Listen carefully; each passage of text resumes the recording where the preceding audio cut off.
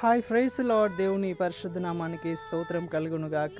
ఈరోజు దేవుని వాగ్దానము, నీ చేతి పనులన్నింటిలోనూ నీ దేవుడైన యెహోవా నిన్ను ఆశీర్వదించును. ద్వితీయోపదేశ కాండము 2వ అధ్యాయం 7వ వచనంలో ప్రభువు మాట్లాడుతున్నారు.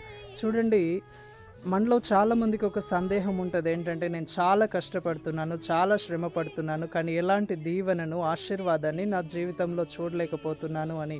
కొన్నిసార్లు నేను చేస్తున్న ఉద్యోగం విషయంలో చాలా రిస్ట్రిక్షన్స్ ఎదుర్కొంటున్నాను, బిజినెస్లో లాస్ చాలా వస్తున్నాయని బాధపడుతూ ఉంటాం. అయితే మనం మన పనులను ప్రారంభించే ముందుగా, ప్రతి రోజులో మనం ప్రారంభించే మన ఉద్యోగమైనా, మన బిజినెస్ అయినా, మన సేవ అయినా, ఏదైనా సరే మనం ప్రార్థనతో ప్రారంభించినప్పుడు దేవుని కృప వలన ప్రతి ఆటంకము తొలగిపోయి మనం చేస్తున్న మన చేతి పనులు దీవించబడతాయి, ఆశీర్వదించబడతాయి.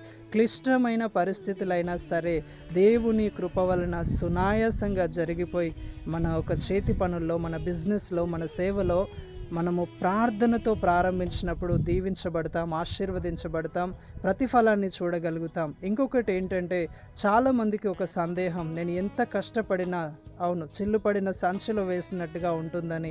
నేను మీకు ఒక విషయం చెప్తున్నాను. ఏంటంటే, మీరు మొదట దీవించబడాలి, ఆశీర్వదించబడాలి, దేవుని దీవెనను చూడాలనుకుంటే దేవుని వాక్యానుసారంగా జీవించడం ప్రారంభించండి. రెండవదిగా, దేవునికి ఇవ్వాల్సిన సమయాన్ని, దేవునికి సమర్పించాల్సిన కృతజ్ఞతాస్తుతులను, ఇంకా దేవునికి ఇవ్వాల్సిన దశమ భాగాన్ని మీరు ఇచ్చి చూడండి.